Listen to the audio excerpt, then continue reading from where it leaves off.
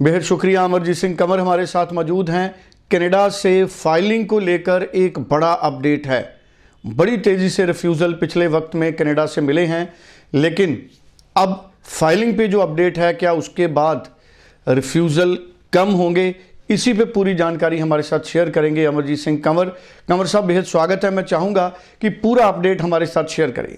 Canada को लेके important update आपसे शेयर कर रहा हूँ। फाइलिंग को लेके बड़े चेंजेस आए हैं। आपने सुना होगा कि पहले कनाडा में एक रिफ्यूजल आना शुरू हुआ था कि आपकी जो एम्बेसी फीस की पेमेंट की गई है वो ऐसे कार्ड से की गई है जिसने मल्टीपल ट्रांजैक्शंस एम्बेसी को की हुई है।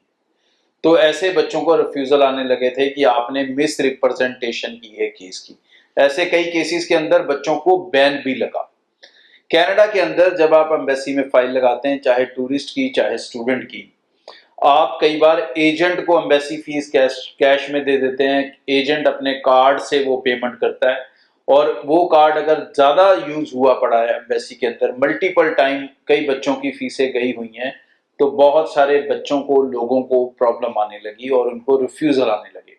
अब इसी को लेके कनाडा ने और सख्ताई कर दी है। अब जो आपकी फाइल बनेगी सिस्टम के ऊपर, उसके अंदर आपको ये डिटेल डालनी पड़ेगी किसका कार्ड यूज हो रहा है। पहले आप सिर्फ कार्ड डिटेल डालते थे और पेमेंट करते थे।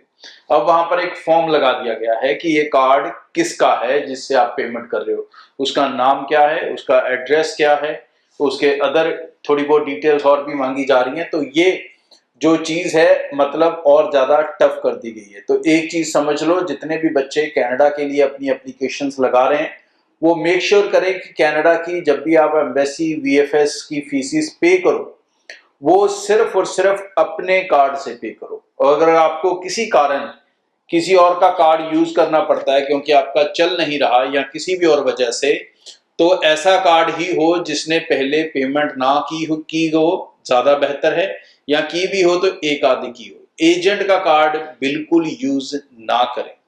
अपने क्रेडिट कार्ड से वो पेमेंट करवाएं। क्रेडिट कार्ड नहीं है तो क्रेडिट कार्ड बनवा लें, या किसी अपने दोस्त मित्र का ले लें, रिश्तेदार का ले लें, फादर साहब का ले लें, मदर का ले लें, किसी का लें, लेकिन एजेंट वाला कार्ड मत यूज करवाएं। और मेरे रिक्वेस्ट है अपने एजेंट दोस्तों को भी कि भाई आप लोग भी अब अपने कार्ड से क्लाइंट्स की पेमेंट ना करो। इसमें आपका भी नुकसान है, केस रिजेक्ट हो रहा है, बच्चे का भी नुकसान हो रहा है, और कई केसेस में इसमें बैन तक की लगने की सिचुएशन भी आई हुई है।